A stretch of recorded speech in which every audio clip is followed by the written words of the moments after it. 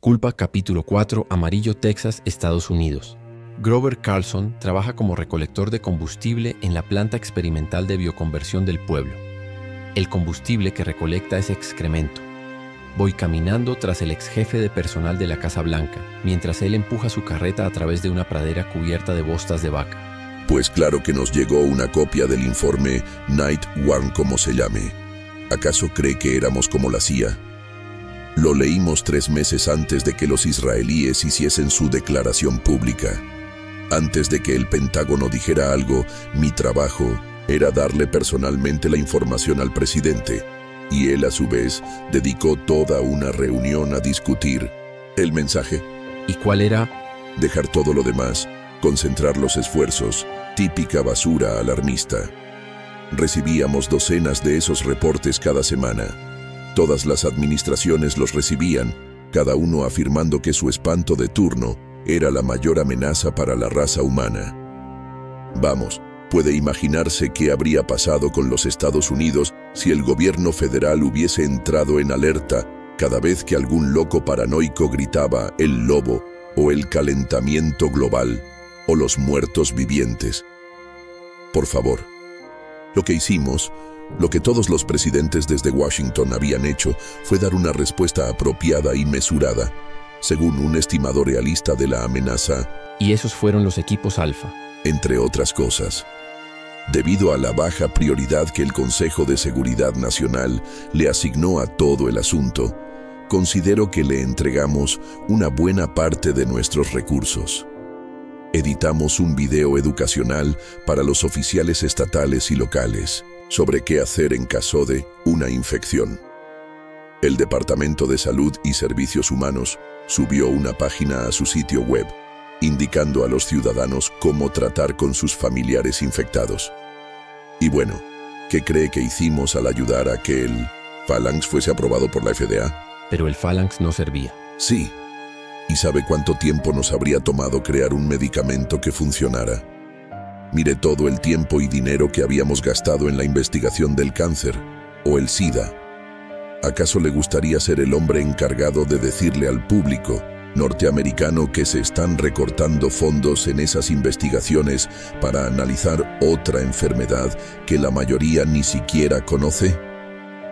Mire todo lo que hemos gastado en la investigación durante y después de la guerra, y todavía no tenemos ni curas ni vacunas. Sabíamos que el Phalanx era un placebo, pero nos sentíamos agradecidos. Mantuvo a la gente tranquila y nos dejaba hacer nuestro trabajo. ¿Qué? ¿Acaso esperaba que le dijéramos la verdad a la gente?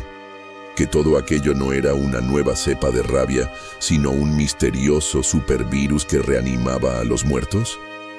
Puede imaginarse el pánico que habríamos provocado, las protestas, los motines, los miles de millones en daños a la propiedad privada. Puede imaginarse a todos esos cobardes senadores impidiendo las acciones de gobierno para tratar de aprobar una complicada e inútil ley de protección a los zombies en el Congreso. Puede imaginar el daño que eso le habría ocasionado al capital político de nuestra administración. Estábamos en el año de las elecciones y la pelea estaba cuesta arriba. Nosotros habíamos sido un equipo de limpieza. Unos idiotas sin suerte que habíamos tenido que limpiar toda la mierda que había dejado la administración anterior. Y créame, en los 8 años anteriores se había formado una enorme montaña de mierda. La única razón por la que habíamos subido al poder era porque el nuevo gran jefe había prometido un regreso de la paz y la prosperidad. El pueblo norteamericano no se sentiría satisfecho con ninguna otra cosa. Nuestra opinión general era que ya habían pasado por tiempos muy difíciles y habría sido un suicidio político decirles que se nos venían encima unos años más difíciles aún. Así que en realidad nunca trataron de resolver el problema. Por favor, ¿acaso usted puede resolver la pobreza? ¿Puede resolver la criminalidad? ¿Puede resolver los problemas de salud, el desempleo, la guerra o cualquier otro padecimiento social? Claro que no. Lo mejor que se puede.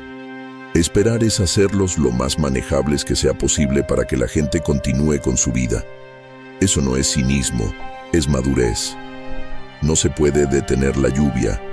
Lo único que se puede hacer es construir un techo y esperar que no tenga goteras, o al menos que las goteras no caigan sobre la gente que va a votar por uno. ¿Eso qué quiere decir? Vamos, en serio. En serio, ¿qué quiere decir con eso? Está bien, como quiera, don Carlitos va al maldito Washington. Quiere decir que en la política, uno concentra sus esfuerzos en las necesidades de la población que forma la base de su poder. Ellos están felices y lo mantienen a uno en el cargo. ¿Por eso algunos de los brotes fueron ignorados? Jesús lo dice como si nos hubiésemos olvidado de ellos. Las fuerzas policiales locales le solicitaron ayuda al gobierno federal.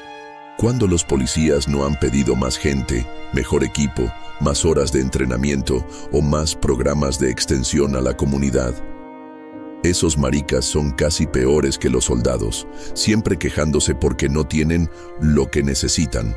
¿Pero acaso ellos tienen que arriesgar sus puestos subiendo los impuestos? ¿Acaso les toca explicarle a don Pedro clase media por qué tiene que pagar impuestos para subsidiar a Pablo clase baja? No les preocupaba que todo eso se hiciera público. ¿Quién iba a hacerlo? La prensa, los medios. ¿Los medios?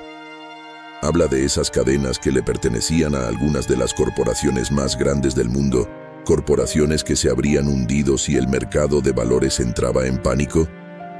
Esos medios. ¿Entonces ustedes nunca planearon encubrirlo? No teníamos que hacerlo. Ellos mismos se encargaron de encubrirlo. Ellos tenían tanto o más que perder que nosotros. Además, ellos ya habían dado la gran noticia el año anterior con los primeros casos reportados en Norteamérica. Luego llegó el invierno, el Phalanx salió a la venta y los casos disminuyeron. Quizá tuvieron que convencer a algunos reporteros jóvenes e idealistas, pero en realidad todo el asunto era una noticia vieja después de unos meses. Se había vuelto manejable. La gente ya se había acostumbrado a vivir con esa noticia y querían algo diferente. Las noticias son un negocio y hay que mantenerse fresco si se quiere seguir teniendo éxito. Pero estaban los medios alternativos.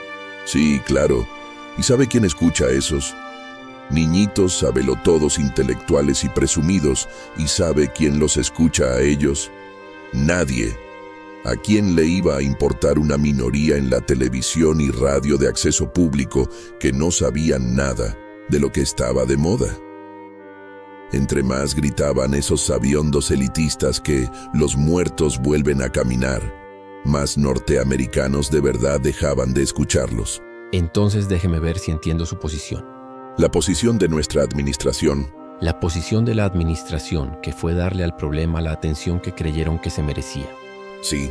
Porque en todo momento el gobierno tiene muchos asuntos sobre la mesa, sobre todo en ese momento, porque lo último que deseaban los norteamericanos era otra oleada de terror.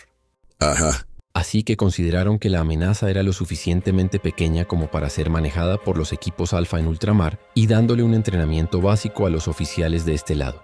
Al fin lo entendió. Aún a pesar de que habían recibido advertencias indicando lo contrario, que no se podía ocultar al público, y que en realidad era una catástrofe mundial en potencia.